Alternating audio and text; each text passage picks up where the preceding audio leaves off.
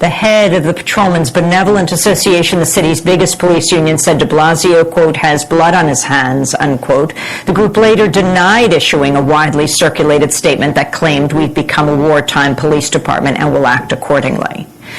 Protests against police brutality and racial profiling continued in New York over the weekend, with actions including a sit-in at Brooklyn's Atlantic Center Mall Saturday and a silent march in Harlem on Sunday night. Protests were also held across the country this weekend. Over 1,500 demonstrators shut down Minnesota's Mall of America for several hours Saturday afternoon, calling for justice in the cases of Eric Garner and Michael Brown. At least 25 people were arrested. One day earlier, dozens of protesters were arrested in Milwaukee after blocking traffic on a major highway for over an hour. The action centered on the case of Dontre Hamilton, an unarmed, mentally disabled black man shot dead during a confrontation with a police officer April 30th. Wisconsin Governor Scott Walker has called up the National Guard to be on standby. The prosecutor who oversaw the Michael Brown grand jury has acknowledged knowingly calling witnesses who were not telling the truth. In his first interview since announcing the non-indictment of Officer Darren Wilson last month, Bob McCullough told a St. Louis radio station he decided to call all potential witnesses, even those who lied. Early on, I decided that anyone who claimed to have witnessed anything was going to be presented to the grand jury. And I knew that no matter how I handled this, there would be criticism of it. And so if I didn't put those witnesses on, then we'd be discussing now why I didn't put those witnesses on, even though, even though their statements were not accurate. But I thought it was much more important to present anybody and everybody, and some that, yes, clearly were not telling the truth. No question about it. Bob McCullough claims the lying went both ways. He acknowledged one witness who testified in Officer Wilson's favor clearly wasn't present at the scene, an apparent reference to witness 40, a woman with a history of mental issues, racist comments, and fabricated claims. In a letter, Missouri state lawmaker Carla May called for investigating McCullough for prosecutorial misconduct, saying, quote, there's at least some evidence to suggest McCullough manipulated the grand jury process from the beginning to ensure that Officer Wilson would not be indicted. President Obama says the U.S. is considering putting North Korea back on its list of terrorism sponsors after the hacking of Sony Pictures. Last week, the movie studio nixed the release of the comedy film The Interview, about a plot to kill North Korean leader Kim Jong-un. The cancellation followed threats against theaters and a hack of corporate data, which officials say was ordered by the North Korean government. Speaking to CNN, President Obama said the U.S. will respond proportionately, but said he doesn't consider the hacking an act of war. I don't think it was an act of war. I think it was an act of cyber vandalism that was very costly, very expensive. We take it very seriously. We will respond proportionally. North Korea has denied involvement and proposed a joint investigation with the U.S. government to prove it. In a statement, a North Korean official said, quote, we have a way to prove that we have nothing to do with the case without resorting to torture, as the CIA does, unquote. The official also warned the U.S. of serious consequences if the U.S. rejects the proposal and launches countermeasures. We'll have more on this story later in the broadcast. President Obama delivered his final news conference of the year Friday at the White House. Obama addressed last week's historic agreement to restore full diplomatic relations with Cuba, saying he'll call on Congress to end the long-running embargo. We cannot unilaterally bring down the embargo. That's codified in the Libertad Act. And what I do think is going to happen, though, is there's going to be a process where Congress digests it, and I will certainly weigh in. I think that ultimately we need to go ahead and pull down the embargo, which I think has been self-defeating in advancing the aims that we're interested in. Speaking the next day in Havana, Cuban President Raul Castro pledged to improve the nation's economy in the wake of the agreement. Castro also called on the U.S. to respect Cuba's political system after decades of meddling. In the same way that we have never demanded that the United States change its political system, we will demand respect for ours. We can't pretend that by improving ties with the United States, Cuba will renounce the ideas for which it has fought for more than a century, for which its people have shed a lot of blood and have run the biggest of risks. On Friday, New Jersey Governor Chris Christie asked President Obama to demand the extradition of Black Panther Assata Shakur. Shakur was convicted of killing Trooper Werner Forster after being pulled over on the New Jersey Turnpike. The encounter left both the officer and a fellow Black Panther, Zaid Malik Shakur, dead. Assata Shakur has said she was shot by police with both arms in the air and then again from the back. She was sentenced to life in prison but managed to escape and flee to Cuba, where she's lived since 1984. In a letter to President Obama, Christie said Shakur should be returned to New Jersey before any diplomatic ties are restored. At his White House news conference on Friday, President Obama also addressed his pending decision on the Keystone XL pipeline. Obama said the pipeline wouldn't even have nominal benefit to U.S. consumers.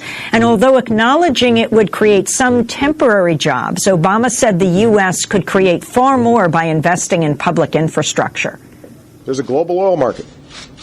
It's very good for Canadian oil companies, and it's good for the Canadian oil industry. But it's not going to be a huge benefit to U.S. consumers. It's not even going to be a nominal benefit to U.S. consumers. Those aren't, completely insignificant. It's just like any other project.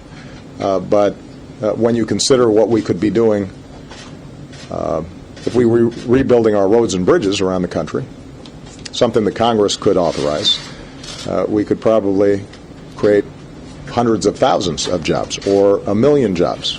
President Obama only took questions from female reporters at his news conference, 8 in total, a decision the White House says was deliberate. New figures show the official death toll from Ebola in West Africa has topped 7,300 out of more than 19,000 known infections.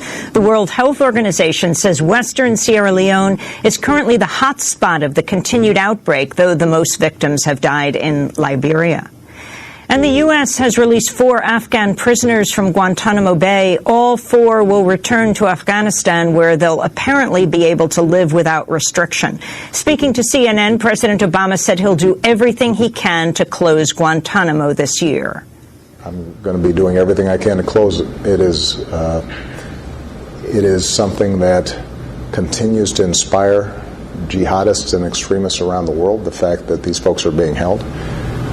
It is contrary to our values, and it is wildly expensive. We need to close that facility, and I'm going to do everything I can. Right. You want them here in a supermax, right? That hasn't changed. I think that it does not make sense for us to spend millions of dollars per individual when we have a way of solving this problem that's more consistent with our values. With the latest release, there are 132 prisoners left at Guantanamo. And those are some of the headlines. This is Democracy Now!, democracynow.org, The War and Peace Report. I'm Amy Goodman. And I'm Juan Gonzalez. Welcome to all of our listeners and viewers around the country and around the world. New York City continues to mourn 2 police officers killed in broad daylight Saturday when a gunman ambushed them. Officers Wenjian Liu and Rafael Ramos were sitting in their patrol car in Brooklyn when 28-year-old Ismael Brinsley approached the car and shot them dead. Brinsley then fled the scene, eventually turning the gun on himself as police closed in. Earlier in the day, Brinsley shot his former girlfriend in Maryland. She survived and called police. He later used her Instagram account to make anti-police statements, suggesting he would kill officers to avenge the deaths of Eric Garner and Michael Brown. He wrote online, quote, "I'm putting wings on pigs today. They take one of ours, let's take 2 of theirs." Criminal records show Brinsley had a troubled history. He was arrested 15 times in Georgia, 4 times in Ohio, and served 2 years in prison on charges that included robbery, shoplifting, carrying a concealed weapon, disorderly conduct, and obstruction of a law enforcement officer. On Sunday, Mass was held at St. Patrick's Cathedral here in New York. Mourners gathered at a makeshift memorial to remember the life and service of the officers. At a news conference, Officer Rafael Ramos's aunt, Lucy Ramos, thanked the community. I would like to thank all those who have shared their sympathy and support for our beloved family member, Rafael Ramos, who will always be loved and missed by many. I hope and pray that we can reflect on this tragic loss of lives that have occurred so that we can move forward and find an amicable path to a peaceful coexistence. We would like to extend our condolences to the Liu family also. President Obama issued a statement that said, quote, I unconditionally condemn today's murder of 2 police officers in New York City. 2 brave men won't be going home to their loved ones tonight, and for that, there is no justification. New York City Mayor Bill de Blasio spoke soon after the killings. Although we are still learning the details, it's clear that this was an assassination. That these officers were shot execution style. Particularly despicable act, which goes at the very heart of our society and our democracy. When a police officer is murdered, it tears at the foundation of our society. It is an attack on all of us. It's an attack on everything we hold dear. We depend on our police to protect us against forces of criminality and evil. They are a foundation of our society, and when they are attacked, it is an attack on the very concept of decency. Therefore, every New Yorker should feel they too were attacked. Our entire city was attacked by this heinous individual. The police union has criticized New York City Mayor Bill de Blasio, accusing him of unfairly siding with protesters who've taken to the streets over the police killings of Mike Brown and Eric Garner. Some police officers turned their backs on Mayor de Blasio Saturday evening when he walked through the hospital where the slain officers had been taken.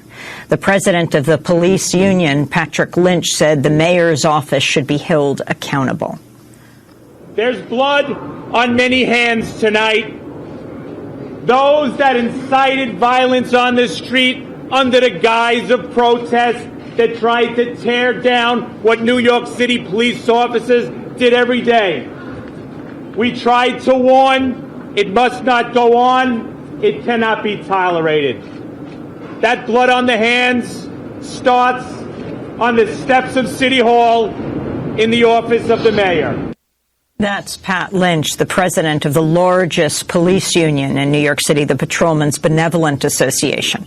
Well, for more, we're joined by 2 guests here in New York. Graham Weatherspoon is back with us, a retired detective with the New York City Police Department, also a board member of the Amadou Diallo Foundation. And Stephen Thrasher joins us. He's a weekly columnist for The Guardian U.S. His most recent piece headlined, 2 NYPD cops get killed and wartime police blame the protesters. Have we learned nothing? Graham Weatherspoon and Stephen Thrasher, it's great to have you both with us. Let's start with Graham Weatherspoon. Your response to what happened and the response of the Patrolmen's Benevolent Association to what happened. Well, I've had flashbacks. I came into policing during a very violent period in New York City in the mid-'70s when crime was off the hook and guns were found everywhere. And police officers at that time were being killed at the rate of no less than 1 a month in New York City. I was on a funeral detail with transit police. I attended funerals routinely, and we rehearsed at the Brooklyn Casket Company doing the procedures. My partner was shot in the face in 1978.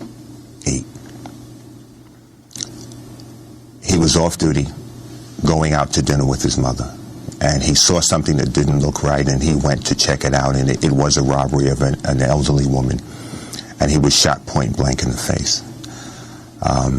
Kenny survived, thank God. The call came over the radio that a member had been shot, and the transit police had poor radio communication, and I called the command. We were working in the village, and when I called, a fellow Ralph says, "Spoon, it was Kenny." And I collapsed at the West 4th Street station. I can only imagine what the families are going through.